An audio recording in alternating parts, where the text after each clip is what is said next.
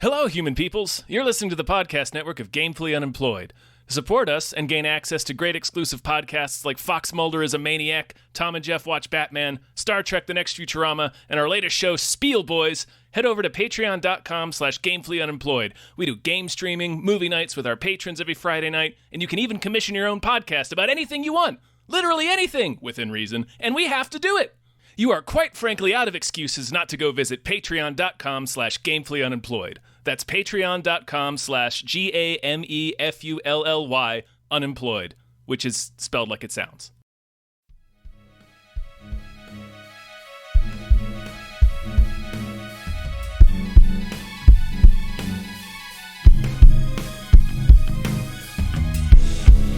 Hypecast mit Tom Reimann und David Bell.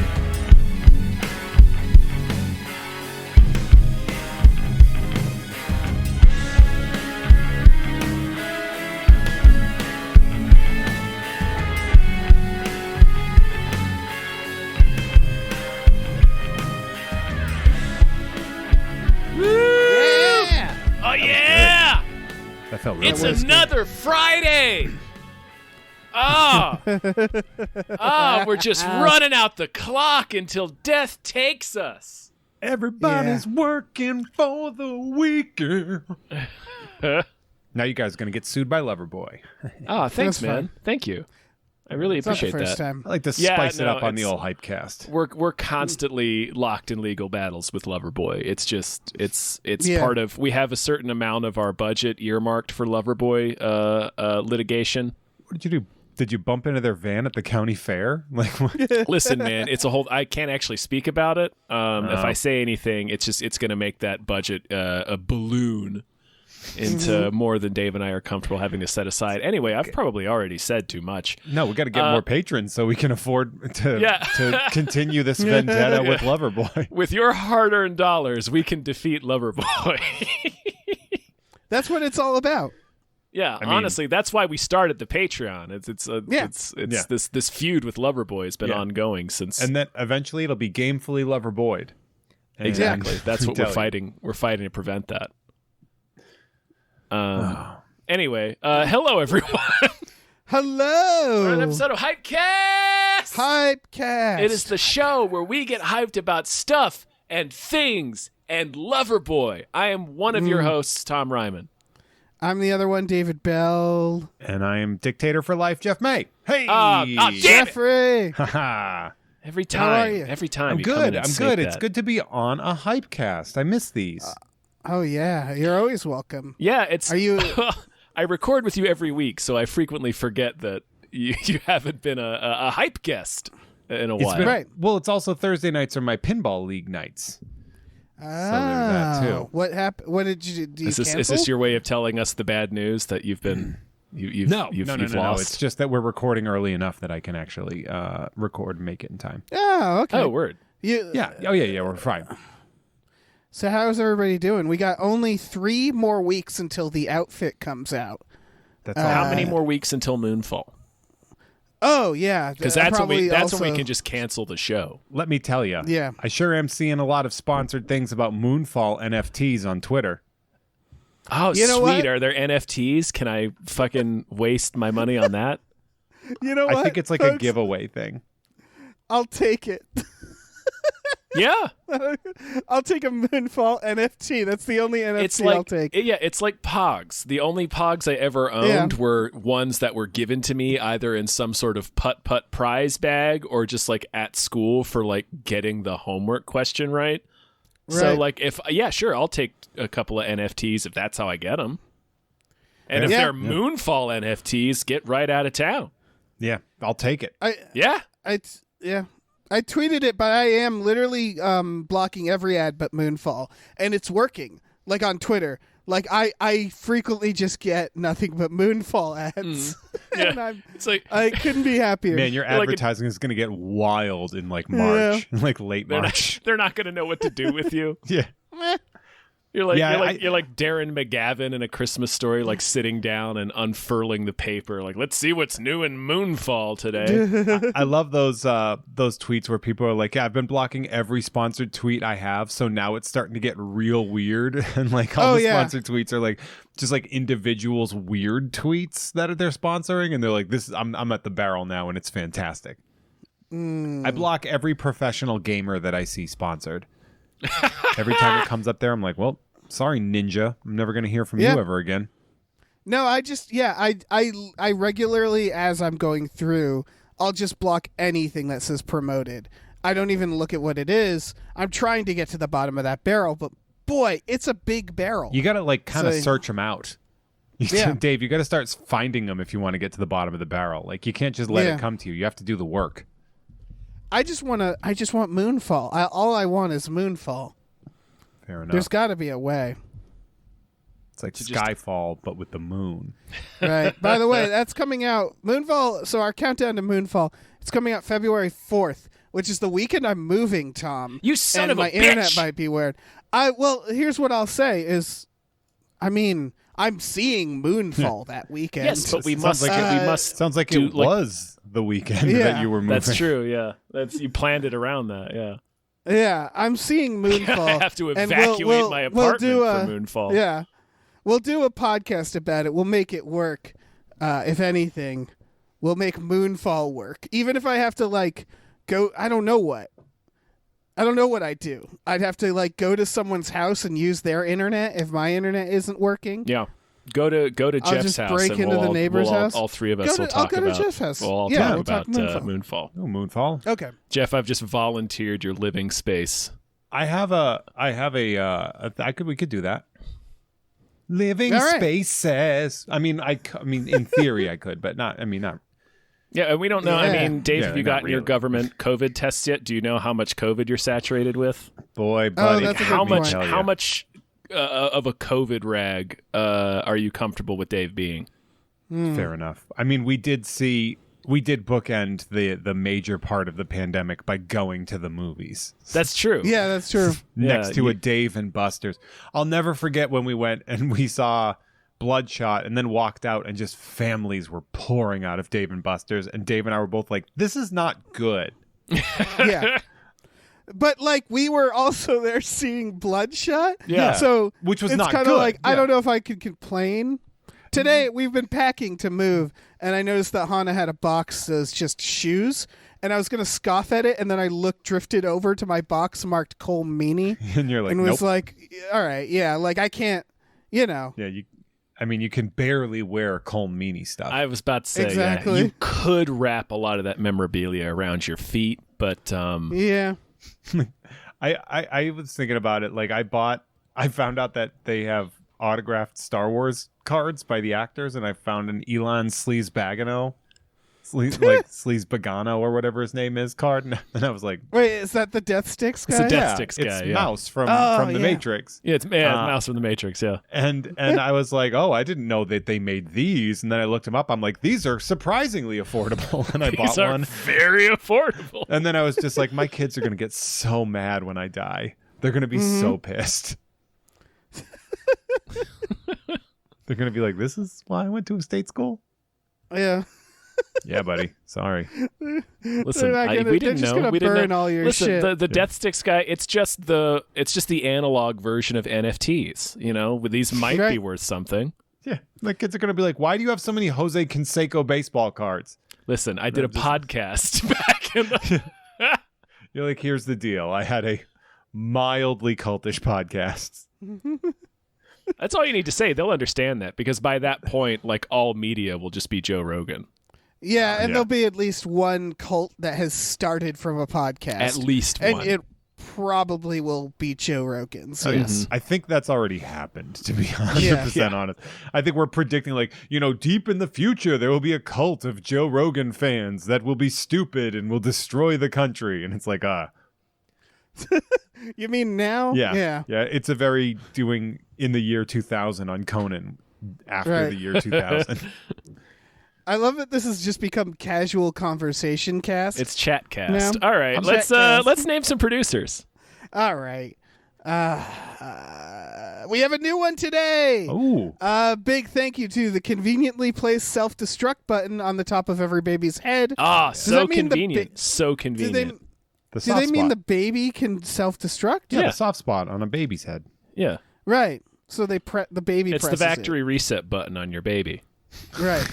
Okay. You know. Big Just thank you. stick a paperclip in there. Yeah. Yeah. Hold one in for 30 seconds and then, yeah. All right. Big thank you to Left, thank you. Thank you to Samuel Beckett's Donuts and Mortgage Emporium. Thank you very much. Thank you to Ryan the Silly Money Goose. Thank you to Snapper Carr Punches God in the Dick. Hey, does. Thank you to At Nerd Numbers. Thank you to Mike the Lurker. Thank you to DJ Finney. Thank you to Dracula, the bus driving vampire. Thank you to Brockway Loves the Meat Millie. Thank you to Grumblebee. Thank you to Screaming Horse Pyramid. Thank you very much. Oh, man, let me swoop in here. Thank you to Look Mom on a podcast. Thank you to Seismic Charge Noise. Thank you. Thank you to Deborah's Awesome, Barbara's Great, and Cancer Can Go to Hell. Thank you. Thank you to Numino Ultra Microscopic Silico Volcanoconiosis Jones. Thank you. Thank you to the baby from Eraserhead. Thank you to Chiz Lily Tits. Thank you to These 7 Bs. Thank you. Thank you to Breezy Ruizy. Thank you to Davey Francis for the Revenge. Thank you. And thank you to MVB. Thank you. What's the B? Woo. Most valuable butt? Yeah. We already did this. I wasn't on the episode. Fuck you. All right, that's fair. Let me do the more than bit. fair. Most valuable bit. This one. Yeah. Most valuable Botticelli. So, all right. We weren't like stalling for time, but let me tell you, I don't think the trailers this week are bad. They're really hard we to don't like. Yeah, we don't have like a huge one this week. They're not but abundant. This first one, I'm it's a real B team. Like legitimately excited for. Yeah, this is what I mean. Is these aren't bad? They're just like there's no like big Marvel thing. There's no huge. Yeah, there's no Moonfall, as it were. Yeah. So yeah, this first one is pretty neat. It's called Murderville. I've been waiting for this for so long. Yeah, I heard about this like a week ago, and it looks exactly like I hoped it would be. Yeah, it's Will Arnett as a grizzled detective trying to solve a murder, and each episode he has a new celebrity partner, and the entire thing is improvised. And it looks very funny. Well, not the entire thing, all the dialogue. But all the dialogue is improvised. I think it's not even that. I think it's just that the celebrity doesn't know the script. They're so throwing everybody it at him, everybody sort of has like stuff to say. It's probably like lightly improvised because one person just doesn't know what they're doing. Yeah, it's like Punked. But it's basically like a crime show Punked. Right, if the person was aware they're being punked. Yes. And that is delightful. That is absolutely delightful. They got a killer cast on there. Oh yeah. Yeah. Like some of the people they got on there, I was just like, oh hell yeah.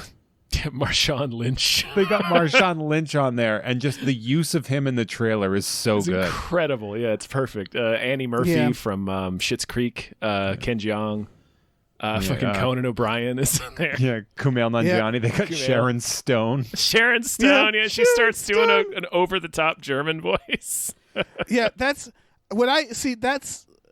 So I want to see like when they start getting later seasons into this, and they're like really struggling finding people, or I want them to start bringing on like people who absolutely don't like. I want like Denzel Washington, and I want him to be completely unentertained by the whole ordeal. You know what I mean? Bring Tommy Lee Jones on. Yeah. Yeah. I want them to start bringing more and more serious people both who just don't.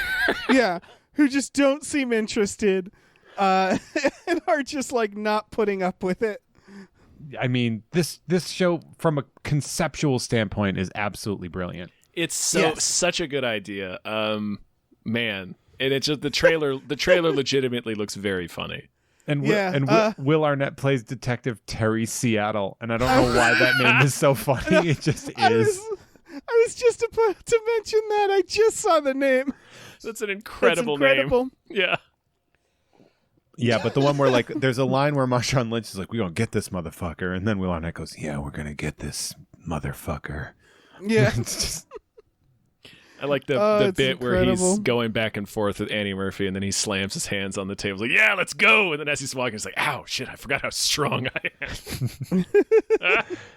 Oh, or he keeps changing Conan O'Brien's last name. He just keeps adding things onto his name. Yeah. There's such stupid jokes that I love dearly. Yeah. They're great. Because I just, man.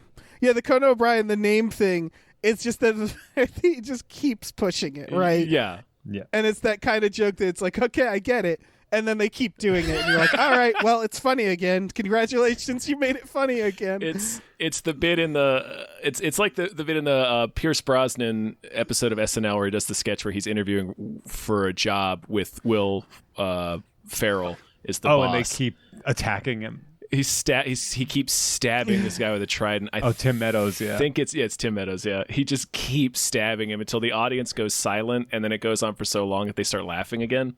Right. It's that kind of joke. Yeah. So good. Absolutely. Oh, man. Yeah, this is what, February 3rd? Yeah. Man, what a week. Yeah. February 3rd, watching Murderville, and then February, that fucking Friday, going to see Moonfall. Yeah. No, these are exciting times we live in. Yeah. We're back. We're back! And yeah, TV is back.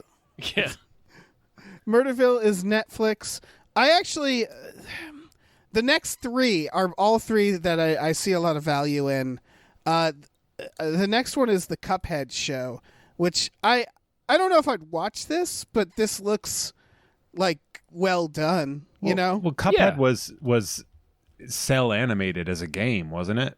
Yeah, it's based off a game. Yeah. Yeah. And the game, if you've not seen it, which you probably have, but in case you haven't, it's a cell animated hell shooter that looks a lot like the very, very old cartoons, like the beginnings of like Silly Symphonies and like Bosco, the whatever that character was. Nearly pre-Disney animation, before animation got fully Disneyfied, where like hell was like every third cartoon.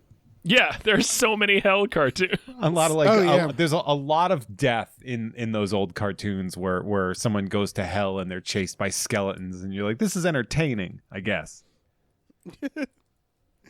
And yeah, it's kind of funny because a video game based on that is like really cool. Mm-hmm. It's just very funny that this is a cartoon based off a video game based off an old type of cartoon. Yeah. So it's like, oh, okay. I mean, so it's just a cartoon, but it looks really cool. Like it I don't know. It looks very like Adventure Time, not in the same style, but in the way that you get really high and you put it on, you know? It has to be good. Because if you built yourself by being the video game that is basically a cartoon that you're playing, could you imagine if the cartoon sucked?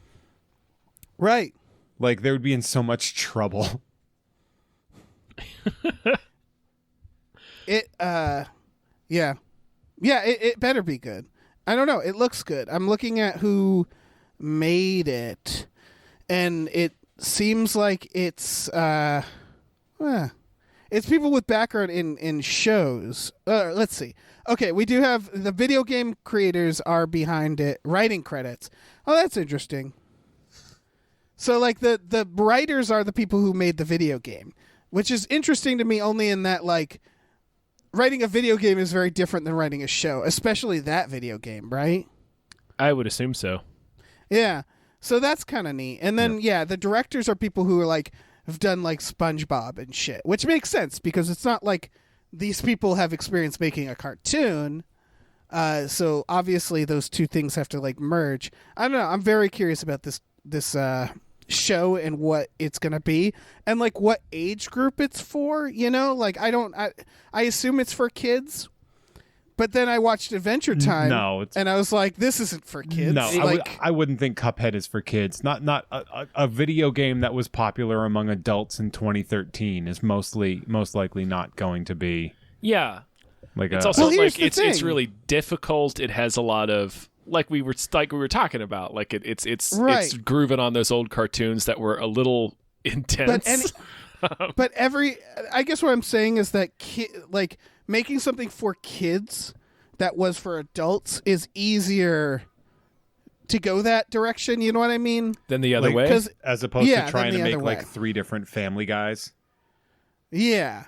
So like I can see this being like geared towards kids and stoned adults, where it's like, there's nothing like adult in it necessarily, or nothing like, no like shitty language. I don't know. It's labeled as family comedy adventure. It's got like every genre under it. So I don't know what they're doing. Just have to see to find out, I guess. TVY7, does that say anything? Oh yeah, does that mean means anything? I guess it is a little bit more family than it's definitely for kids then. Yeah. Because I do think, because again, I keep quoting Adventure Time because I only just saw that show, but that's a show where it's like, oh, okay, you could put this in front of a kid, and the kid, it'll just be a kid's show for them. If you show it to an adult, there's a lot of very adult things or concepts that maybe the kid wouldn't pick up on, but they're not like dropping F-bombs, Yeah. So it's that sort of thing. Not yet. Until I get a hold of them. Yeah. Not until the Adventure Time reboot. I don't know. This looks interesting. I wish the animation still looks pretty good. I wish it tried to match the time period of animation it is aping more closely, like the video game does. Yeah, I agree. I think what happened is they probably had to balance that. Yeah. Because that era of animation is, very difficult. And the only way to do that, like now, is you have to throw a bunch of humans at it and then pay them. Mm-hmm. And they're not going to do that. No. So, like, it's still like, what can we do in a computer? So I don't know, man. It is. I wish it was closer to. Yeah, because it sort of deflates a lot of the appeal of Cuphead. But yeah, I don't know. Still might be a good show. Maybe. Yeah. Yeah, just a different little guy. I'll give it a shot. Just a different little guy. All right. Well, let's talk about this next one. Still television. We've moved on from Netflix to HBO Max with the show Our Flag Means Death. This is basically What We Do in the Shadows, but pirates? With pirates, yeah. It's so funny because as soon as the first word went through, I went, this is Rhys Darby, which means Taika Waititi is involved. Yep, and right. That's exactly both of those what things happened. are true. As soon as I saw it, and like the first word, I was like, that's Rhys Darby. And then like as it goes in, I was like, this has to be something that Taika's doing. And bam, it showed right up. I was like, there it is. Also, I'm so smart. Taika is indeed playing Blackbeard in this. Yes. And he's a producer, He's I a believe. producer, right? Yeah. Yeah. Of course he is. What I love about Taika is he's just like, and all my friends that I came up with are going to get shows now. That's right, man. Listen. Dude, I love him. I love that for him because they're all very talented. Right. Yeah, it's not like they're a bunch of assholes. Right. It's not like Adam Sandler putting what's his name? Rob Schneider. Well, not Rob Schneider, sure, but to the guy that's in Grandma's Boy. I mean, I'm sure there's a lot of assholes that are friends with Adam Sandler. Anyway. He's too nice. Like- He's too nice to let his asshole friends know they're assholes. Right. So, but yeah. No, yeah, these are all happening, dudes. We're making out. We got a better success rate with Taika's friends. So Here's what I'll say though. I want this to be really good. This trailer didn't blow me away. no, but the people involved are enough. The people involved and the premise are enough to sell me. Yeah. I wasn't blown away by the Shadows TV show either, but oh really? not by the trailers of it. But then you give it 2 episodes and you're like, all right, this is fucking amazing. Right. I guess here's my question about this style, because what we do in the shadows is great. Everything Taika does, I've loved. Is this going to be one of those things like Judd Apatow where people start mimicking it and then it starts becoming copies of copies? I'm not really saying this show is going to be that, but it sprung up in my mind of like, I wonder if one day this is like everything always, humor like we're going evolves to keep all the getting damn offices. time. Yeah, exactly. The way The Office was. Here's what I'll say though, is that sometimes, you hate to really go too far out of your way to be like, it works, but like there are like the Office formula just works. Like when you look at like the quality of the shows, of a lot of the shows that have aped it, you're like, well, Modern Family works, and Parks and Rec worked, and Abbott Elementary works. Yeah, there's a lot of really like strong comedic performances across the board too. So I don't think it's, I don't know. It's just a fatigue element, like workplace comedies. Like I got pretty sick of that pretty fast. This, I don't know. What I like about what they're doing here is that it's very clear that this style of comedy can really it needs to be like high concept, right? It needs to be like vampires or pirates. And so that's kind of cool because it creates this like built-in variety that might make it last very long. Yeah. Yeah. I mean, I think that's it looks. Go ahead, Tom. I was just going to say that's the appeal of these, of what we do in the shadows, and what I imagine what the appeal of this show is that it's the format is derivative, but if it's very high concept, like you said. So yeah, and right. It's a way to creatively address it. It's a creative way of twisting the format. Yeah. The other thing is watching this and thinking about new technology. This is so brilliant because this is just a pirate ship on a green screen, right? Yeah, like that's it. And it's like, oh shit, you can do that now, right? Because like normally you'd think like a pirate show. You're like, oh god, that's going to be so expensive. It's like, well, no, all you need is a boat, and you don't need like the whole boat. Well, you need the bow. You need some of a boat. You need some pieces of a boat. Yeah, we can do the equivalent of fucking Cheers with like a pirate ship now. Yes. And that's really neat to me. That it's like, it could even be one of those fucking Mandalorian wraparound screens for all we know. And it's still like, they're just in one room. They're taking up very little space and budget. Mm-hmm. Ultimately, that's incredible that we can do that. And that really does sort of key up to the talents of that New Zealand troupe that came up learning how to use minimal things to achieve success. Yeah, for sure. Like those New Zealanders really do have a knack for like, spinning gold out of straw. Yeah. Yeah. Oh yeah. So yeah, this is pretty darn exciting. Yeah. I'm completely on board. Yeah. All right. Well, next trailer is As We See It. This is like a lot of people with feelings. It's an Amazon Prime series about, it looks like a support group of people on the spectrum. Yeah. Yeah. So, and it looks like Rick Glassman is the main character. Who is that? He's a comic. He's a comic and improviser out here. Nice guy. Every conversation I've had. He's got a good... Sorry. Every conversation I've had with him has always devolved into just Magic the Gathering cards. Perfect. So, I'm seeing him on the show. I'm like, yeah, that tracks. Is he the main guy? Yeah, he's what's his name? The guy with Asperger's. Oh, Joe Mantegna's kid. Joe Mantegna plays his dad in this show. Yeah. Well, yeah, he does.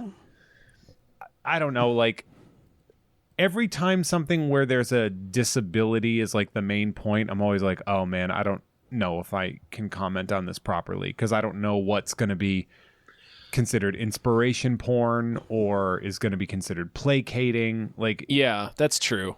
It's very hard. Inspiration porn is definitely the way to phrase the cynical version of it. I'll say from this is that it's just, for me, it was just like, oh my God, so many feelings. And it feels like this is like teen drama to me. And it has nothing like, it's a whole genre. You know what I mean? Where it's like, people fucking talking about their feelings, and they're just friends hanging out. We saw it with like fucking Party of Five. Mm-hmm. You know, like this is just a genre. Yeah, and it's I can only watch so much of it. Sure. Yeah, it looks good though. Yeah, like it looks good. I will say, obviously, like Jeff was saying, I don't, I'm not part of this community, so it's not. I can't really comment on the quality and whether or not it's patronizing or anything like that. But representation generally is good. Absolutely, and there's we've been playing it pretty fast and loose with autism and other related cognitive disorders in popular media for the past few years, like shit like The Accountant. So if this show does in fact do the thing that it's presenting itself to do, which is be a more honest portrayal of people in this demographic, in this situation, who have these disorders, then it's a good thing, right? I don't know. Yeah, I think so. I also think it's like joining you guys in saying that I am not at all capable of making a judgment call. Mm-hmm. What I'll say is that there's still always the factor of like you make a movie about a firefighter. It's not going to be an honest representation of that job, right? It's always going to be Backtrack. Yeah, exactly. Firestorm. It's always going to be Firestorm. It's always going to be this Hollywood version of it. Yeah. And so I don't expect it'll exactly nail it. No, of course not. not. The question, I guess, is just, what does it have to say? And is what it's saying positive? You know what the series needs? If what it's saying, it's not, yeah. What's that? I said, what the series needs, Dave? What? Howie Long. Yeah, throwing a chainsaw behind a motorcycle. Yeah. It kind of does, doesn't it? Yeah. He should have played the dad. It needs it needs Kurt Russell dying twice. Yeah, I mean bare minimum. Yeah, bare minimum 2 dead Kurt Russells. 2 dead Russells. two dead Kurts. What are you gonna do about it?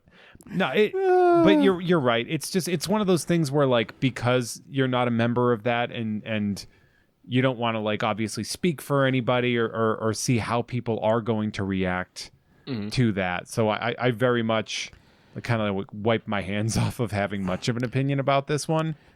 Yeah, I mean, but I also saw that it's on Amazon now, like all the episodes, and I was like, nah. Like I was gonna watch it, and I was like, nah. Yeah, I mean, there's different layers to it. It's just that this genre I just don't watch. It's just it doesn't appeal to me. I guess, yeah, I'm looking at the series writers, and it's a lot of like people who've written a lot of television, which actually makes me think like, I don't know, because this feels like it should be personal, right? Yeah. Like the representation matters. Mm-hmm. Really, the big thing about that phrase is that we forget that it matters even more almost behind the camera, and so many of these things forget that. Yeah. And don't do it. Yep. So yeah, I don't know. I would say cautiously optimistic about this show. Yeah. Yeah. Yeah. And if you've watched it, tell us how it is. Yeah. Yeah. Yeah. Now. All right. Tell us now. Right now. Scream it. Shout it at whatever device you're using to listen to this program. Did you do it? You're doing it now? Okay, good. Yeah, we'll give them a minute to do it. I know they did it, yeah. Let's talk about the pilot. Oh, okay. All right, fine. We'll talk about the pilot. This is about a pilot. This is a Russian-ass movie. It's about a Russian World War II pilot who gets shot down behind enemy lines and has to survive in the punishing wilderness. This is behind enemy at the gates lines. Yes. Yeah. So this behind trailer, the enemy at the gates. Yeah. This is not a okay. It has a few views. This was a dry ass week, and I just ran into this one. I think in like the Reddit trailers subreddit, and was like, yeah, fine, yeah. It's just a dude crashing his plane, having to survive in the woods, fighting off wolves, right? Fighting off wolves and Nazis, Yeah. It's just going to be, dads everywhere will watch it. Yeah. Soviet dad porn, as Jeff has written into the notes. Yeah. That is Soviet Deadpool. I would like to see more of planes crashing and wolf fighting because that is most of how I grew up anyway. If the wolves and also the airplane could have a big bushy Stalin mustache, it will help me. It kind of looks good, right? Like, it looks awesome. I can't wait. It looks pretty sweet. Like with the effects, like the plane shit looks good. Some of that plane shit is rad as hell. Yeah, like the effects look good. This movie does not look bad. No, it doesn't. But I will say this. The same way the previous trailer is pandering to a certain demographic, so is this. And it's the demographic that I just happen to be a part of, where I'm like, fuck yeah, I gotta watch that. You know, like What demographic is that, Dave? I don't know. It's just people who like dad porn. It's the dad porn demographic. You know, right? You know what this is? This is like Dunkirk for me, where I'm like, if somebody puts this on in front of me, I'm absolutely going to watch it, but I am not going to seek this out. Oh, I really enjoyed Dunkirk. Sure. This does look sweet, though. This does look sweet. There's wolves. It's fucking the planes spinning around. He's in the woods. Doing all it kinds shows of him hot dogging. tricks. He does a lot of hot dogging in the. He does. Yeah, and then the next thing you know, he's like, and now I'm on the ground. Yeah. It's just like, wow. Oh, whoops! I crashed my plane because it's the 1940s, and you can't do this Top Gun shit. This movie should be called The Overconfident Pilot. I do like how the crash is kind of anticlimactic. This movie should be called Shit. Shit. Shit. But I like how the plane just sort of lands and hits like a small tree that hits the plane. No, like the one tree in the middle of the field. Yeah, like it doesn't seem like the crash itself is a big deal, but I mean, I'm sure it hurt, you know, like if I crashed my plane like this, I'd be telling people about it. Yeah. But in the terms of a movie, you'd make a whole ass movie about it, Dave. Don't pretend like you wouldn't. It kind of reminds me of when Timothy Dalton is driving away in Hot Fuzz and he hits the one tree in the middle of the field. It's actually Jim Broadbent, but yeah. Oh, yeah, that's right. Okay. My bad. Yeah, they're basically the same. They're the same dude, essentially, right? Yeah.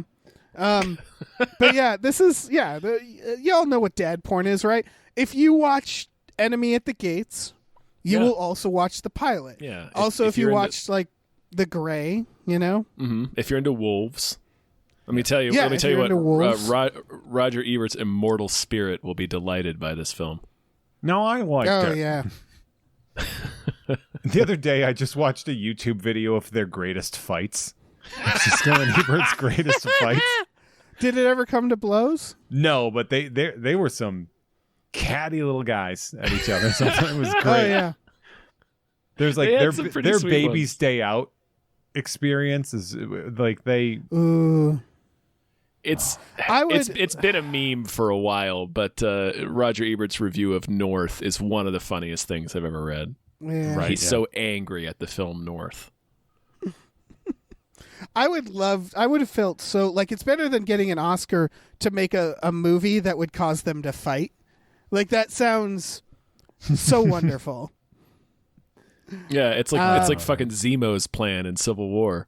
Yeah, exactly. I want to destroy the Avengers. Amazing someone makes a movie specifically to destroy them. I'm going to destroy at the movies.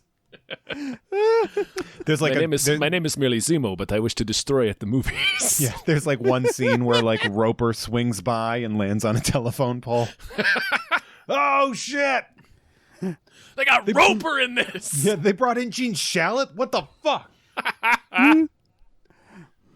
Gene Shalit grows to 30 stories tall. Gigantic Gene fro. Shalit. Huge fro and bow tie. All right, I want to talk about this next trailer, which is also a product of just going through trailers and being like, man, not much out there. This is called The Abandon, which right away I kept being like, you mean The Abandoned, right? No, abandon Like, is a noun. The Abandon. Yeah, I know. It's the act of abandoning. Well, it's like, It just, I don't know, man. I have a lot of notes about this title and the theme because it's about a soldier who gets wounded and then kidnapped, maybe by a UFO, we don't know, and he wakes up in a cube. It is the movie Cube.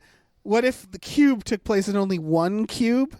room, though? Right, where he's speaking to a woman who is she claims to be also in a cube, in a different cube. Right, and the trailer keeps saying that he was abandoned, and it's like I feel like being abducted is the opposite of being abandoned. Like he's not like left in the desert. You know what I mean? He wasn't abandoned in the cube. He was kidnapped and put into a cube. Did you ever see Rambo 2? Okay, we abandoned our boys in Vietnam. Right. So yeah, I mean, his theme that he's been abandoned by the army to be put in a cube by aliens. Because I don't think the army had any say in that. Can I say something though? Okay. This looks cool. It kind of does. It looks okay. It looks. I was like, when I was watching it, all the weird shit that's happening in the cube, I was like, all right, I'm in. It looks like a higher concept version of that movie Buried with Ryan Reynolds. Right. Yeah. Or just a very centered version of Cube. Yes. Because that is what everybody went to right away, right? Yeah, it's was Cube. Okay, yeah. It's another Cube movie. We have a patron who loves making us watch shape movies. Yeah. And he started with Cube movies, so I have a feeling we're going to have to watch this at some point. And that's okay because it doesn't look half bad. It looks very indie in that someone wrote a movie to take place in a single room. Yeah, well, it's that, and we're going to talk about it a little bit with the next trailer as well. We're going to get a bunch of these like single location movies, like the Guilty that just came out with Jake Gyllenhaal, because people were trying to still make movies during lockdown. So well, for the record, The Guilty is a remake. I know, but still. But it might have been a remake of just another movie that was a lockdown movie too. I'm not sure. A lot of this also might have to do with like where our collective psyche has been the past 2 years. Yes. Yeah. I love when people are like, I don't need people to address COVID in TV shows. And I'm like, I don't care. It's kind of a culturally important thing. Well, I mean, but I've said something similar to that. I don't really? need shows about lockdown because it's like, motherfucker, I'm living through this. I don't need to turn on my TV and watch what are these people going to do in lockdown? It's like, I don't know, man, because I'm trying to figure that out. Yeah. So, I mean, I don't know. Like, we got 9/11 movies and shit, too. Like, you know, like... It's most of them are bad. We did. Yeah. Which ones? All of them. The Nicolas Cage World Trade Center is a classic, though. Yeah. But, I mean, it's just like art is supposed to talk about and reflect the world. Here's what else... If we're going by 9/11, I will say United 93 is actually very good. It's just also one where it was like nobody wanted to see it. I do think in retrospect there will be good ones. Yeah. But it's that oversaturation. It's the fatigue. It's if everybody's doing a pandemic thing in the pandemic, I'm just not. I'm way less likely to watch it. You're less likely to watch it. Oh. I mean, it's not about not about quality. It's just, you know, like if I were a producer right now and I was making things people wanted to see, I wouldn't lean too heavily on the pandemic. No. I might, if there's a really good script, do that. But like, yeah, I'm talking about mostly when people are talking about like shows returning, and they're like, I don't even want to see it referenced. I'm like, well, you're gonna. Might be tough. Yeah. Like that's the world that you are a part of. Right. Yeah, I'm more talking about shows like Coastal Elites or like whatever that. There was another one that was a bunch of vignettes that had Mike Coulter in it. I forget what it was called. There was a bunch that came out last year that were just like, well, people trying to survive, and it's like Zoom shows. I was like, I super don't need that. Yeah, and there's been a bunch of like romantic ones of like trapped together, you know, like where it's two actors together in a house and they're fighting and they're having struggles, and I'm like, I don't care. Like, I don't care. I don't care what these two people are up to. But put them in a possibly alien space cube, then I'm on board. Yeah, I'm kind of into it then. Put them in Or this next one that I'm honestly kind of into, I want to talk about. It's called The Desperate Hour. It's who wrote it? It's again, this is dad porn as well, even though it's mom porn. Technically, yeah, I was going to say it's technically mom porn, but if you Google mom porn, it's not going to be this. It's way better. I feel like if you Google dad porn, it will also not probably take you a while to land on the pilot. That's true. That's fair. You might have to go to like exclusively head to like Urban Dictionary first. Like, don't Google it. Go to a website and then type it in. But this is the name of this director is Philip Noyce. Yeah. Noyce. Yeah. Yeah. Did you notice what else he directed, Dave? I know. That's what I was getting to. Is he directed Patriot Games? Mm-hmm. And Clear and Present Danger and The Saint. I was gonna say, is she like a Jack Ryan all of a sudden? Yeah. Maybe. And The Bone Collector. The Bone. And now we're talking, man. Yeah. Yeah, and I will say things get questionable from there on because then we start getting your Salts and your The Givers. But I mean, just like this person has earned a watch from me, right? Like I'm gonna watch this. We should probably say what it is. Oh, go ahead, Jeff. It's the Desperate Hour. It's a movie about a woman desperately trying to get to the film she's in. Right. It's funny too because as I'm watching this, it totally threw me for a loop because when it was like from the guy that brought you salt, and then she's out on a run and a bunch of cop cars go past her. My first thought was, oh no, they're going for her, and now she doesn't know what to do because there's a hunt for her, and she's just in her running clothes. Yeah, that's exactly what I thought was going to happen. Yeah, if this was made by anybody else, I think I would be coming down real hard on it because it's about an active shooter in a school, which, much like COVID, not exactly into it. A little tired. Are they in a school? No, it's in his house or something, right? Like. It's a building. It's in like a building. The synopsis is it stars Naomi Watts as a woman who is desperately racing to save her child after police place her hometown on lockdown due to an active shooter incident. So I'm guessing it's in some. It looks like it's like in their location. It looks like it's in their like downtown Main Street or something, like some business. Because they mentioned that there's like 5 hostages being held. Right. It's still an active shooter thing. Yes. So that's like, and so, but the trailer is that she jogs to the woods, finds out about it, and it in almost like real time, the whole trailer is just her trying to get, like, just running through the woods. The entire trailer is no joke. Her jogging through the woods and talking on the phone. It's sort of just like trying to get there. It's phone booth if the world was the phone booth. Right. And that was the thing. It was like, is this going to be the whole movie? Whole movie? Is it about, because this is a portion of an action or a thriller that normally a director would cut like between, right? Like they would learn about the thing and then they would show up and it was like, how did they get there? It's like, who cares? But this seems to be about the logistical problem of getting to the active shooter, where she like they show her like trying to get a car. Well, she gets his phone number.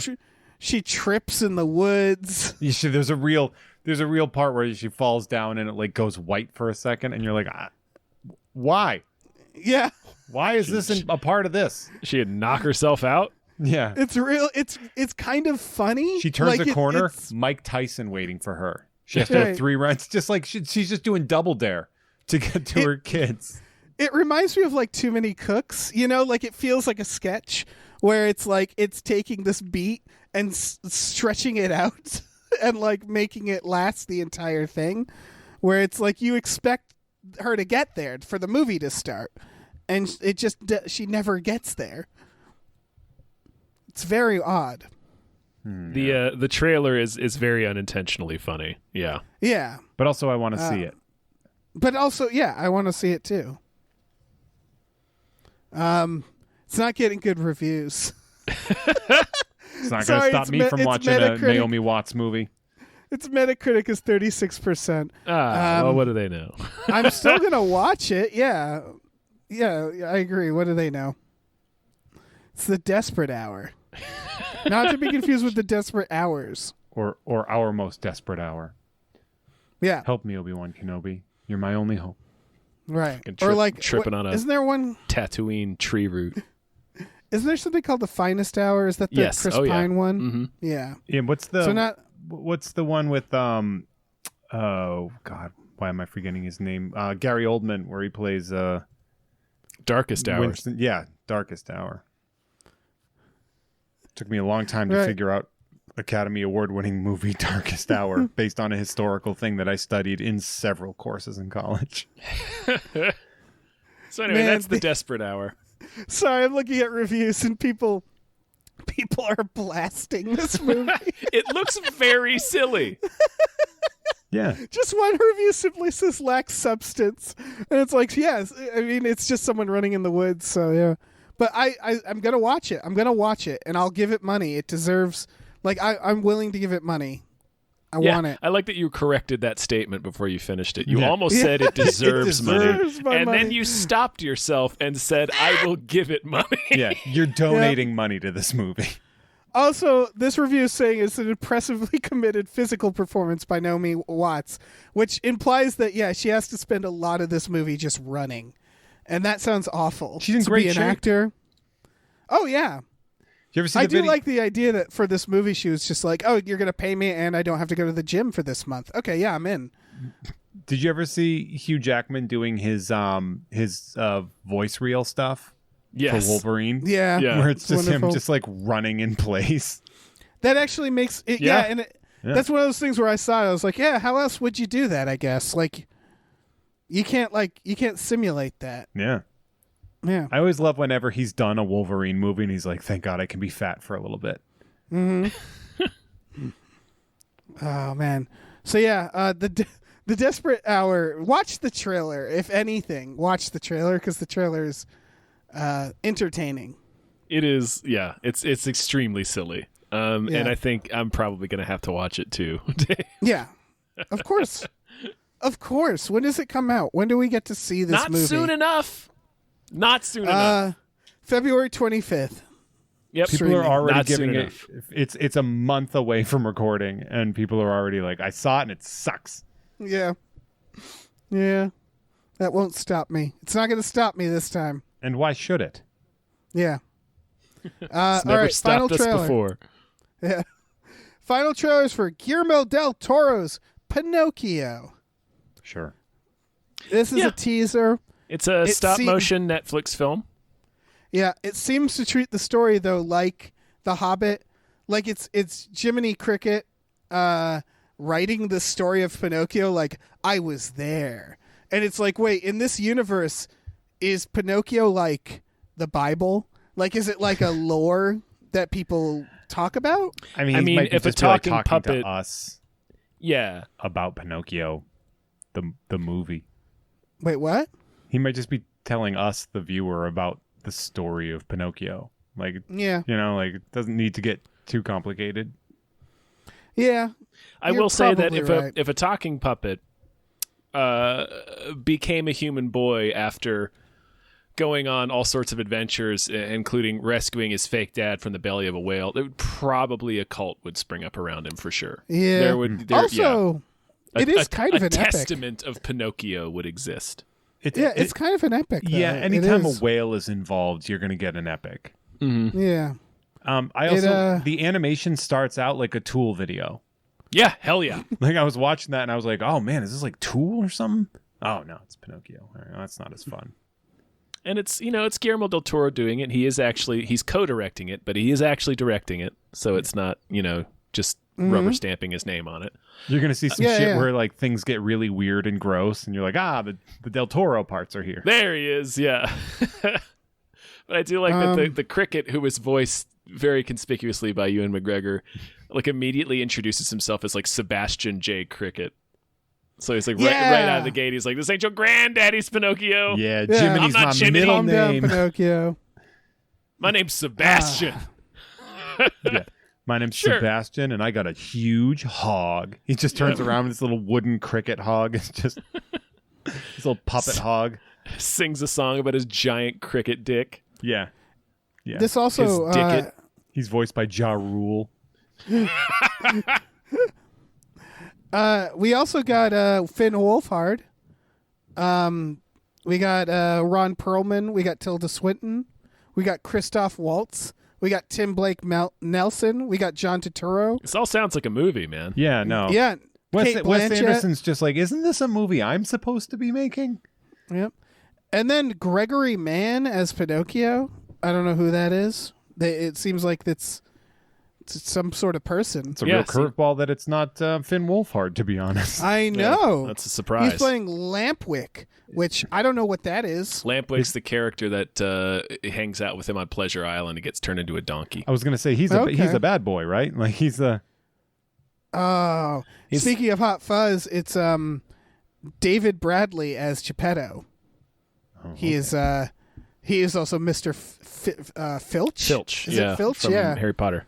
Yeah. He's great. Fucking. Oh, He's the guy that whatever ate his his name kids. was on the Game Red of Wedding Thrones. guy. Yeah, he's the Red Wedding guy. Oh yeah. Good for him. Yeah, he's killing it, man. Good for him. He's a monster. We love him.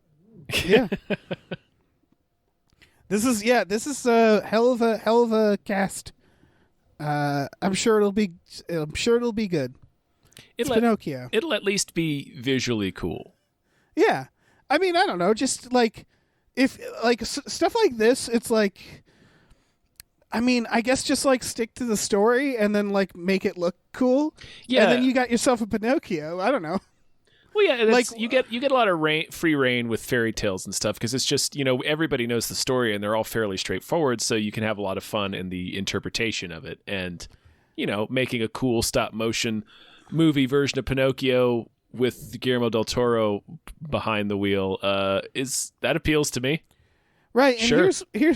here's what's interesting about Pinocchio is that it is kind of interesting that no studio thought to do stop motion before they did like 6 horrifying live actions. Mm-hmm. The Jonathan Taylor Thomas one, including 2 with Roberto Benigni. Yeah, 2. And it's like, why do you keep doing this? Like Hollywood, I don't know what's going on. It's like is it like Hollywood making Tarzans and King Arthurs, and we keep being like, no one cares. Yeah. No one cares. But like specifically live action. It's Pinocchio, just like it's horrifying every single time. Yep. You've never made it not horrifying. It's never not weird and gross and uncomfortable and bad. Yeah. And honestly, we need more of them. Yes, I want one every 10 years. Kind of. Keep bringing Roberto Benigni back to play different characters as he ages. Right. Is there apparently one, people were tweeting this, one with Drew Carey in it? Sure. Yeah. I saw that image too. I have no reason to doubt that it exists. Geppetto, 2000, Disney's Geppetto, starring Drew Carey. There you go. Oh, man. So again, they weren't like, okay, so like they're sitting around and they're like, okay, so live action definitely works for Pinocchio, guys. Yeah, we're all agreed on that. And right? Julia Louis-Dreyfus? Yeah. So they're like, so what can we do? And they're like, well, let's focus on Geppetto. Who do we get for Obviously. Geppetto? Oh, Drew Carey. I would like to add that there are some pretty dope Star Trek alumni in that one, including Brent Spiner and Renee Auberjonois. So you get Data and Odo. You get the weirdos from Star Trek. It really feels like we're going to have to watch Geppetto. And Usher. Yeah, we need to. That's a movie night situation. We kind of need to watch Geppetto. All right, I'm Googling it right now to see if it's available because I do believe it's been wiped from the internet. Oh no, it's gone the other way and it's now free on YouTube, so that's good. That's the official wiped from the internet thing when it's like watch it on the Roku channel. Yeah. Like, so right. we can watch. Oh my God! Sorry, I'm just scrolling through it. It looks like community television. Like, of course it does. Of course it does. I'm so excited for us to watch this. They did not spend much money on this. Don't forget to head to Gamefully Unemployed and hit that $10 tier so you can join us for movie nights. Yeah, where we're going to be watching this motherfucker. We're going to be watching this piece of shit flick. Yeah, I'm leaving this browser tab open. Yeah, there's a 0% chance we don't watch this on movie night. Yeah, it's going to happen. We should try to find better quality, but yeah, it's going to happen. It's going to happen. It's going to happen. Maybe we can chase down a DVD or something. Okay. Oh, okay. I think that's it for the Where trailers. am I? Yeah, trailers are done. What happened? It's like you're just in a fucking. There's your plane crash, Dave. You were just thrown from the wreckage. Yeah. All right. Yeah. So we're moving on. We got more producers to thank. Big thank you to Chester's Prophet. Hey, speaking of which, thanks to definitely not Guillermo del Toro. Excited to see Pinocchio. Thank you to Brian, who Tom knows. Thank you to Bob Grenville, Thank you to Steven. Thank you to Han Toomey, the confused cyborg. Thank you to Asking 7. Thank you to Happy Ed 209. Thank you. All right, let me jump in here. Thank you to Tiger George Pratt Thompson. Raindrops keep falling on my head. Thank you. Thank you to Dan Hackroyd. Thank you to Thank you. Manischewitz Maltov says the spice must flow, comrades. Thank Thank you. you to E.T. the Extravagant Dressicle. Thank Thank you to Cody Johnson's Time Machine Noise. Thank Thank you. you to Pete Forpagel. Thank you. Thank you to Glitterous, CFO of Michael Shannon's Chocolate Factory. Thank you. Thank you to pre-order Jason Pargin's new book. Pre-orders are super important. That's true. Indeed, It's true. they are. They are extremely important. Yeah. All right. So Mortal Kombat 2 is happening. Yeah, I mean, we knew. It's Yeah. being written by the writer of Moon Knight. We just know now that they're writing it. It's on its way. I would like to say that you guys are being very liberal with the word writing and written. Yes. You should have put quotes in that highlight around the word written, because that movie feels like improv, right? I mean, it's a little loose. It's a little Feels like Will loosey-goosey. Arnett should be in the middle of this. Like, just have Will Arnett show up as Stryker, just fucking with everybody. Ooh, we need I'm Stryker. gonna shoot Shang Tsung with my gun. We specifically need Will Arnett as Stryker. So God, yeah. Will Arnett as Terry Seattle as Stryker. Yeah. I mean, what we need is a Cabal movie, right? Honestly, like a movie just yes. about Cabal. getting his soul sucked. You need a This movie learning motherfucker. about where I came from. Well, he'll be- Here's what I want. I want Cabal. I want the 90s Kano. I know he is past, Hello, but baby. make it happen. Yeah, and I want Will Arnett Stryker, and I want them all living in a house together. Yeah. And yeah, you know what? And they're Both- roommates. Both Sonyas. Both Sonyas. Sonyas. Yeah. Yeah. And you know what? Make it a TV show. Yeah. Go on. I'm listening. And they live in an apartment together. Maybe they work in the same place too. Is that too much? Should they have separate? Should it be like Friends where they go off to their own, or should it be like two guys, a girl in a pizza place? Like what are we thinking Where here? they can't escape each other. Yeah. Yeah. Fair. What are we thinking? I'm asking. I'm asking the world. I don't know, but I want all three Raidens. Okay. I mean, I think that's fair. I think that's fair. Well, I think they would be like the wacky neighbors, the Raidens next like door, you know? the three Raidens that live together, and they're like weird. They're weird neighbors. Right, and they do the thing where like the electricity, like the lights dim, and they're like, what are they up to? And Yeah. they have to go over Because it's what and find out. And then like Tadanobu Asano is just looking at the two white guy Raidens, just being like, really? Fuck is this? Yeah. Yeah. Fucking really? Yeah. So this happened, huh? All right. Yeah, you guys just throwing this guy. Got a fucking Highlander over here, and I got the first Hicks before you got fired Original for hash. Hicks. James Remar. The Warriors, James Remar. Yeah. Oh man. So yeah. This is fine. Yeah, This is, sure. It's funny that because should it's be not Mortal really Kombat news. I 2. thought this was already like underway. Right. Like I'm surprised that they didn't just start writing that during the quarantine to get ready to film it now. I mean, let me tell you, Jeff, it's been a slow week, so I needed something, and I saw the words Mortal Kombat 2 and was like, well, that'll give us like, I don't know, like 5 minutes talking about, them as roommates or something, and that's true. Yeah, that's We fair. did it. That's fair. You got to get that content. Yeah. Gotta get hot that con. Listen, they could be working at a gym. Ooh. Like Kano and Cabal could be working at a gym. Yeah. Hey, push That up. would be cool. Push up, baby. Dig deep, baby. It's time for deadlifts, baby. Did you miss them? Why don't you get over on that fucking Stairmaster? God damn it. He's getting his fat sucked. I'll be downstairs at the juice bar. This is all good. Cabal. Absolutely, that needs to happen. What a hero. What the greatest character of 2021. It was incredible. The moment he spoke, it was like, holy shit. Especially since all right, so I've since been corrected on this. I just thought Cabal was a robot. And I think it's because in the game he just has like the same.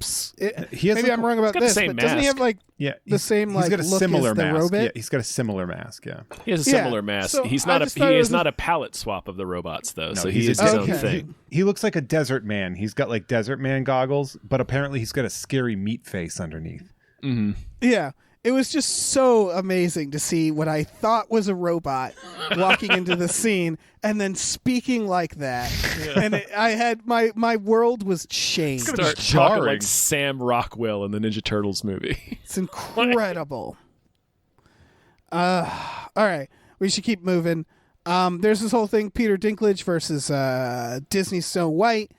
Yeah. Dinklage very, very, very fairly said, "Hey, why are you still making this? Yeah. Why are we still making movies about dwarves?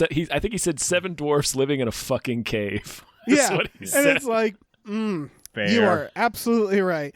And Disney is saying, they replied saying, oh, this ain't your grandpa's Snow White. We're doing something different. As I guarantee their writers were hastily rewriting it. Uh-huh. Sure were.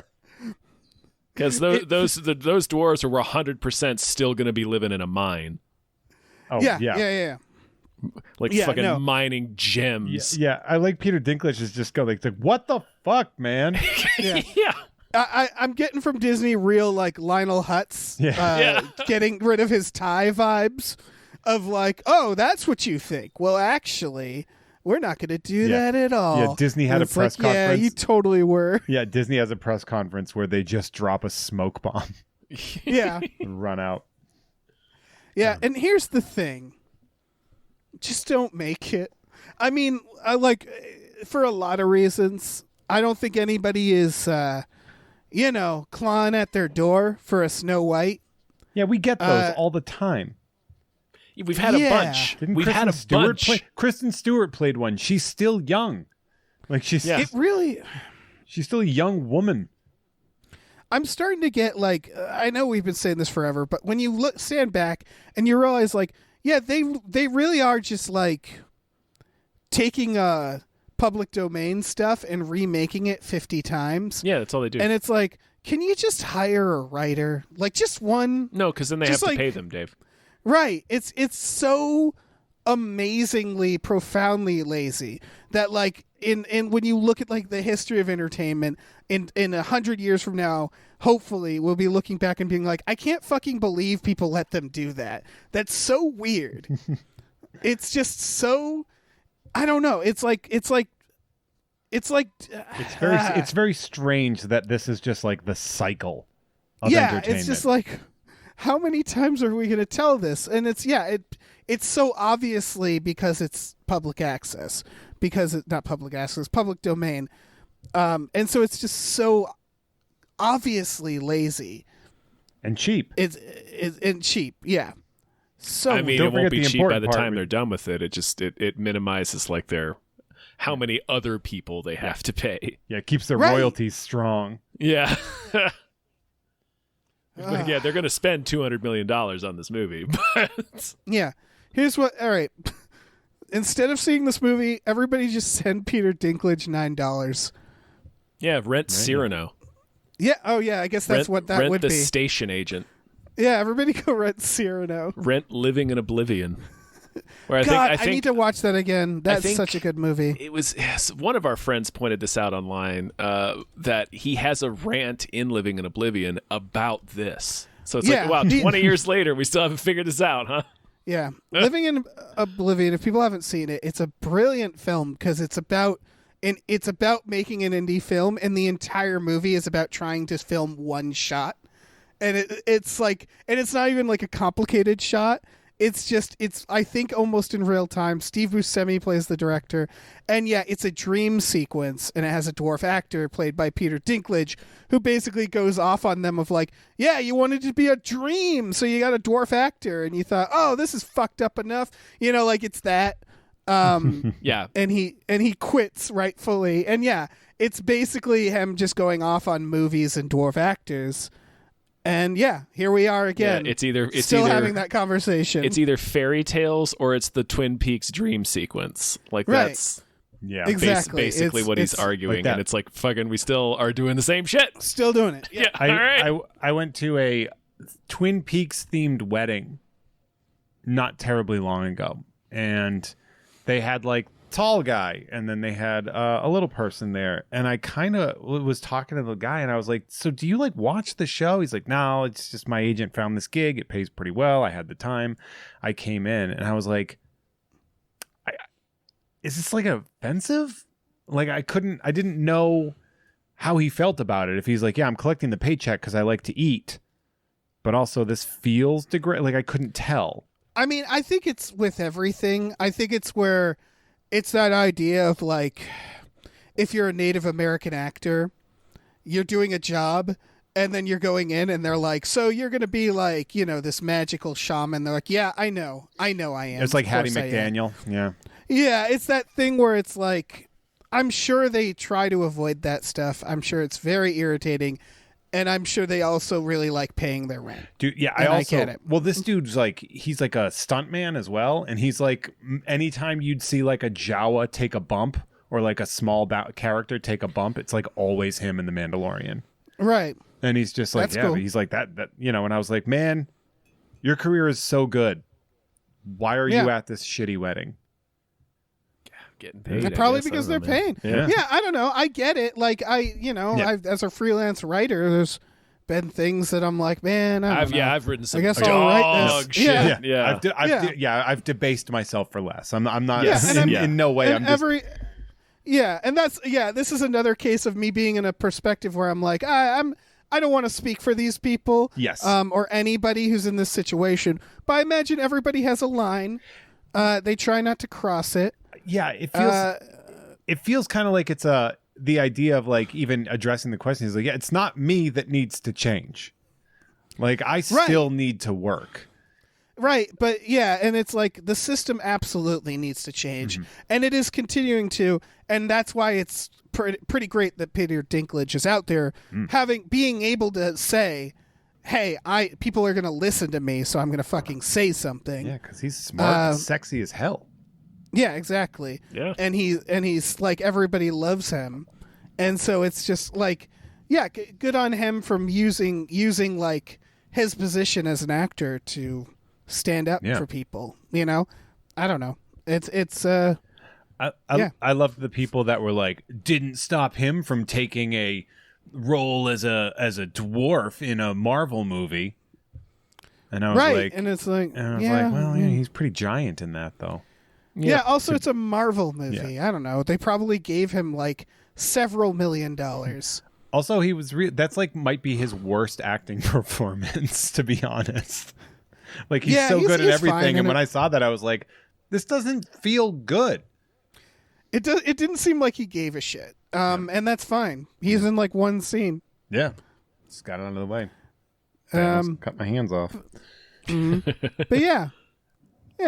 Who gives a shit about Snow White? Did you guys hear about Book of Boba Fett? I still haven't watched any of it. It's the people don't really like it. Like it's kind of like people are making fun of it a lot. I noticed that people on the internet are very upset about it. Some points seem like people are just being silly. Other points it does feel like, oh, maybe it's not so good. I just haven't gotten around to it. It's people have been really riding it for being kind of a little dumb, I guess, for all intents and purposes. And like all the people involved were like, wait till you see this week's episode and you'll change your tune. In this week's episode, spoiler alert. So bring it up. They just put an episode of The Mandalorian in the middle of the Book of Boba Fett. Sure. Really? That's all it is. They just put, and it's like, oh, so the thing you're doing to fix your show is put a different show in the middle of your show. That'll do it. It was just so funny because it's all I saw was people being like, you'll never believe it. Wait till you see this week. Then you'll change your tune about your criticisms. And I'm like, no, you just put a different show in there. You mean like literally The Mandalorian shows up and they follow? No, it's not The Mandalorian shows up. It's an episode of The Mandalorian. Like it's I don't know what that means. It's Book of Boba Fett episode 4 or 5 or whatever. But it is an episode of The Mandalorian. It's just called The Book of Boba Fett. Wait, but it just follows. But it follows that character The from the whole Mandalorian. episode. Okay. Like it's literally just the Mandalorian. The whole it's an episode of the Mandalorian. That's all it is. Here's what I'll say: is I almost feel like you can't have both because Boba Fett. We love him. He's fine. He's Boba Fett. Yeah, he was in a few Star Wars. He's the Fett. The Mandalorian was basically just Boba Fett.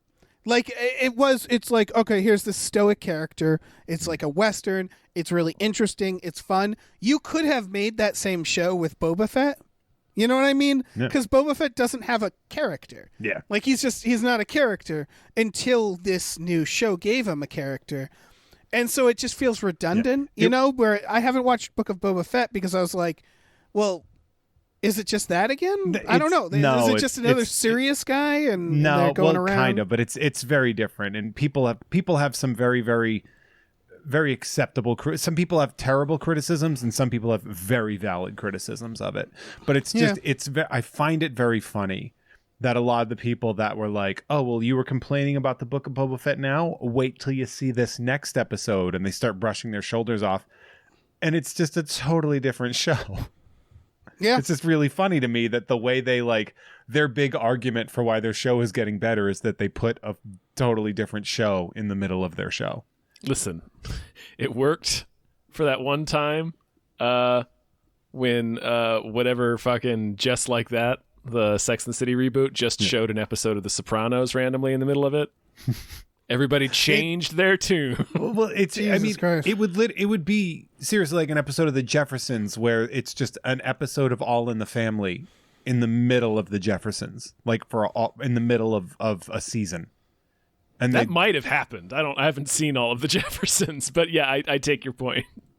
Yeah, where it's just like, it's not just like, oh, this character shows up. It's like, oh, this is just, it's the character. It's a really bad sign. Like if I was playing Boba Fett and they were like, don't worry, we got a great episode coming to save the show, and the episode didn't involve you.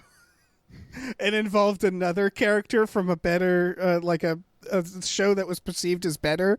That would really bum me out. If I was writing the show or in the, like that is, man, that's a real bummer. I'll watch it eventually, though. Yeah, I get around to it. I just thought it was funny. Yeah, it's not. Yeah, there's no rush. Got to be honest with you guys. No rush. Yeah. I'm bad at watching TV in general. Yeah. So, yeah. Yeah. Anyway, that's it for news. All right. We should probably name some more producers. Yeah. Yeah, we got some more producers to name. Big thank you to the Midnight Patron. What patrons at midnight? Yeah, baby. Thank you to Exploding Runes. Thank you to Andrew, the Proud Satanist. How? Thank you to Vincent. Thank you to Rev, MD. Thank you to Lauren Gucci. Thank you to Bootler Boodleson. Thank you to Tux. Yes. Thank you to Ricky Cilantro. Thank you to Norm from Cheers. Thank you to Space McNulty. Thank you. All right, here I come. Thank you to Oh Great, It's That Guy. Thank you to Nolan Mayton. Thank you. Thank you to Andrew. Follow Marina on Twitch and Patreon at Heartfistbrain McGuire. Thank you. Thank you to AJ. Thank you. Thank you to Tip Drizzle. Thank you. Thank you to Burrito Mouth. Thank you. Thank you to the Ghost of Dave Thomas. Thank you to Aaron Burser. Thank you. Thank you to Christopher Robert Sparts, Esquire. Thank you to Mackenzie Fuck Shuffling with Willem Dafoe's confusingly large dick. Chill. Thank you. Thank you to Funky J. Thank you. And thank you to Pie Guy. Thank you. Pie Guy. Oh, Dave. Thanks. Dave. Before the moon falls upon us all. And crushes everything that we know and hold dear. In a glorious display of moon falling. Yeah. Do you have a different movie that deserves more hype? It can't be Moonfall. It can't be Moonfall. It can't be Moonfall. If you have another movie that is not Moonfall that deserves more hype, now would be the time to bring it up. All right. Well, hold on. I need a second. Yeah. No, take your time. Yeah. Let me just find something real quick. Take your time. Because it's gonna be Moonfall. Okay. Yeah. No, I do have something here. Oh, good. This is called Honeycomb. This is at Slam Dance right now. It's not quite available yet, but I'm sure it'll come out at some point. The Slam Dance Festival described it as Lord of the Flies and the Babysitters Club combined. Sure. I feel like that's enough, but it's about a group of teenage girls who abandon their lives and move to a cabin in the woods, and shit starts happening. The trailer does not make it clear, but it's a horror thriller. There's some sort of rituals. Blood is there. Blood is there. We've got blood everybody. Blood is there. Yeah. It looks like a blood on the red carpet. How you doing? All right. Yeah. Sorry. This is the feature debut from a 21-year-old Canadian, of all things. That makes me angry just because somebody's already getting shit done at that age. I'm also and this the director, Canadianness of it is infuriating. And her name is Avalon Fast, and so it's all Holy it's like shit. you made everything up in that sentence. Yep. But I don't know. It just looks compelling. It looks like an interesting. It was also shot very bare bones. It was just the director and their friends on an island. So I don't know. Something about that. It really feels like, ooh, that's like some Texas Chainsaw shit. It's got Blair Witch vibes. Yeah. Yeah. Where it's like, people on an island filming a horror movie. But it's also got that like romantic slasher idea of a horror movie mixed with like it's clearly like, more of a higher, like the message is going to be like more artsy, I think.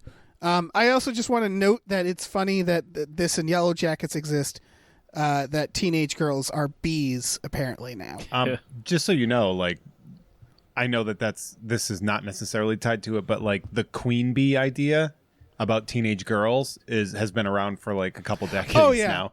I just like that we're now just doing it again, and there's... I had to read Queen Bees and Wannabes because that was like a big problem that we had when I taught 8th grade. Was we had a big problem with female bullying. I was hoping you were like, we had a bee infestation. Yeah, we had just like a hornet's. Queen Bees and Wannabes is what Mean Girls is based on. It's sure. Well, it's one of those things where there was a problem where they were making something and it had to be changed because like of Mean Girls, or Mean Girls had to change its name. Right. Yeah. There's been we're hitting a point in our society where we're realizing that teenage girls are monsters. Oh. Because they are. Did you ever see 13? Yeah. I did see 13. Teenage boys are also monsters, but I feel like we sort of like forgot for a little bit. We've been really dwelling on teenage boys monsters for a while. Yeah. Teenage boys are collateral damage monsters, and teenage girls are like, it's like if boys are bombs, girls are cancers. Like they get in and they like boys will cause. What was that? I said quotable. Somebody please take that quote from Jeff completely out of context. Boys are bombs, girls are cancers. Yeah, or I guess I could say like gas.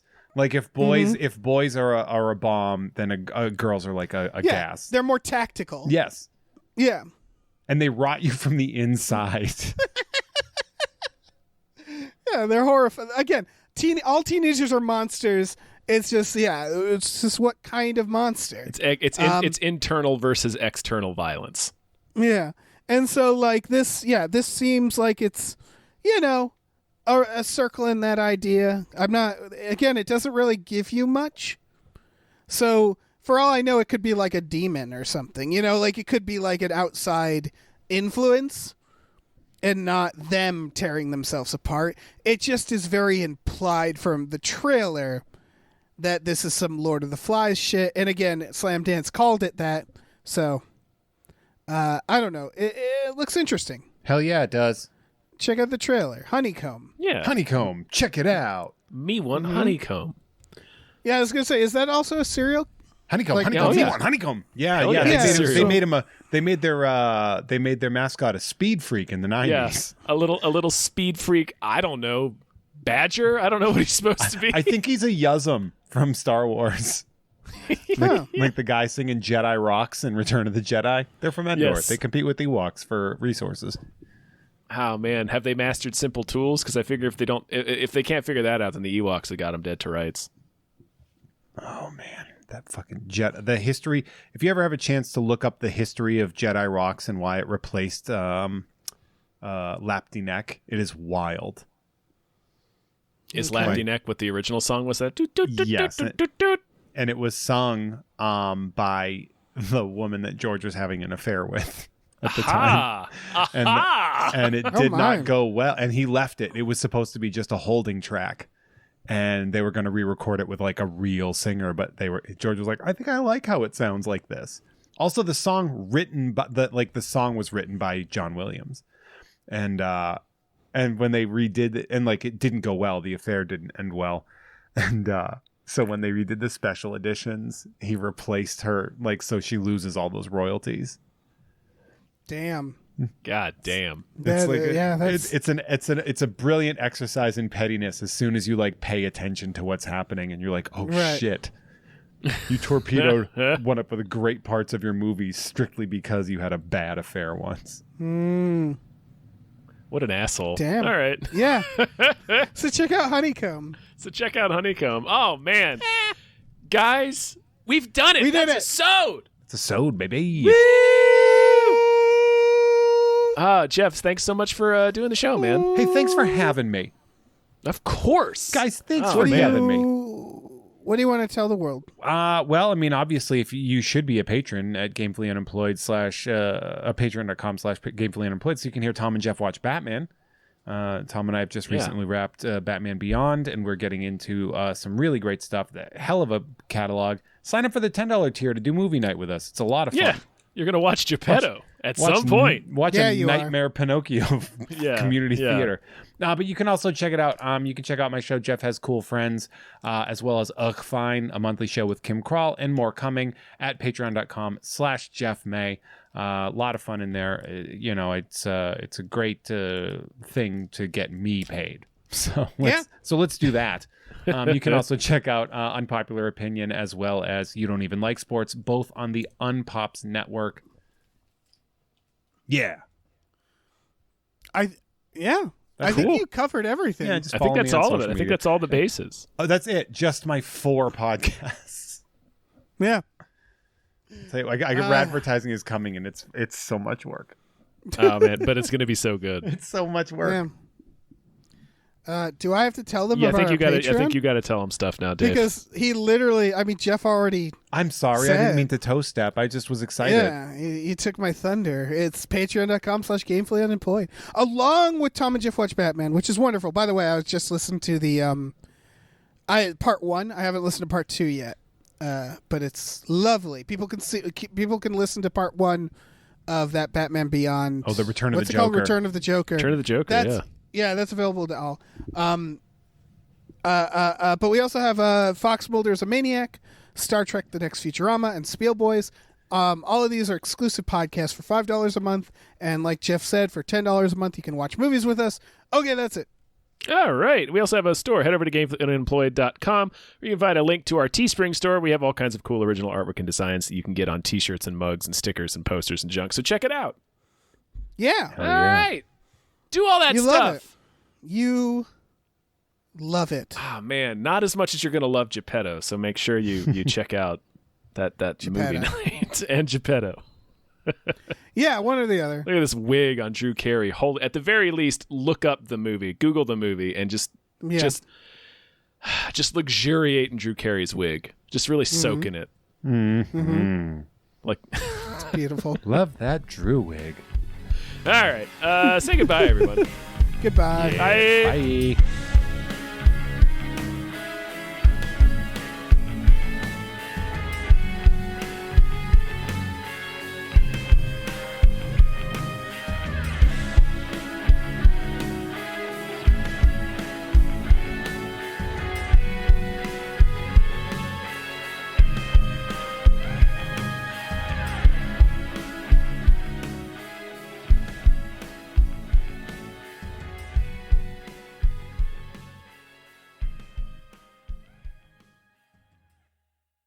Our music is produced by Chris Corlew. You can follow him on Twitter at @thecorlew, CORLEW, and find more music at shipwreckedsailor.bandcamp.com. Our artwork is produced by Justin Brown. You can follow him on Twitter at @JustinTBrown, and find more of his artwork at artnessbyjustinbrown.com and justinbrown.info.